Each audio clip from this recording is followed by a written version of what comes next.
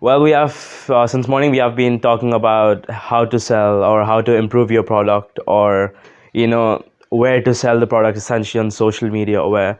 But we have also talked about your target audience, whom to sell it to, how to figure out your let's say where your customers are located, what's the age group, or what are their behavioral traits that actually motivate them to buy your product.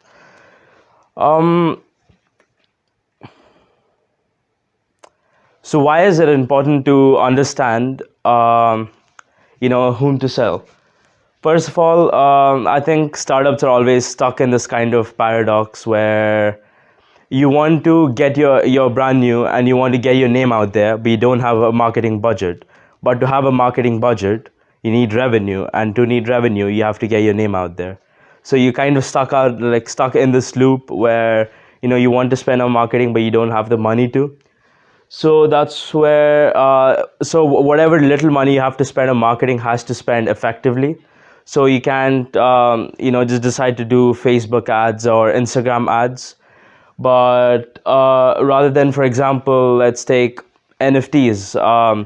Less than 500,000 people actually buy and sell NFTs on a regular basis.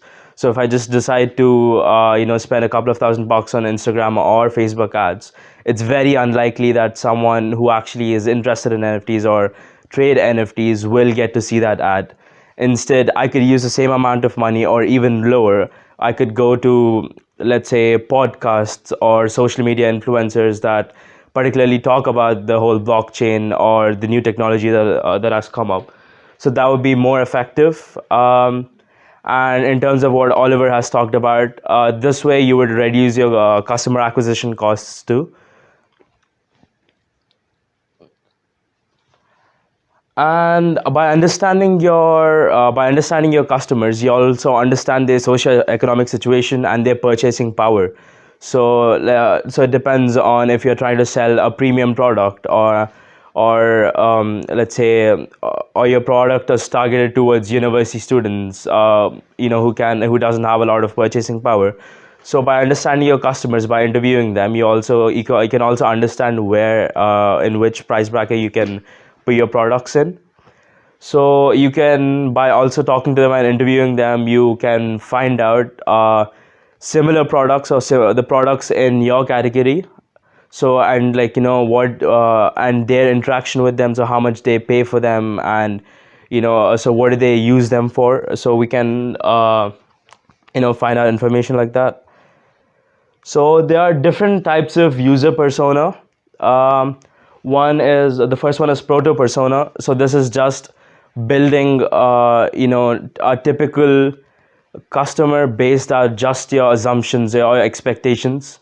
So, for example, for, let's say, pandemic tours, let's say the typical customer would be a tourist, or let's say you could talk to schools who wants to so that they can take the students on a field trip, so they can use that, or you can sell it to tour guides for them to sell their own tours on their platform. So that would be just building someone out of your assumptions, your expectations. However, there's a possibility for confirmation bias here, because when you actually go out and talk to them, the reality might be completely different. So they might not exactly be willing to pay a certain amount for your product, because someone else is doing it for much lower, which almost does the same thing.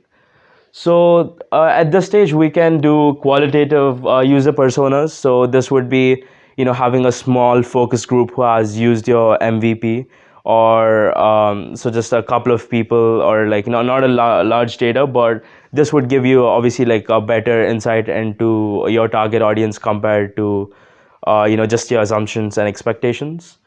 And the third one would be statistical user persona. This is usually done by medium to large size companies, where they have like a feedback system at the end of their service, or like a voluntary feedback system where they collect multiple data points to see their customer, to see and understand their customer behavior and make changes accordingly.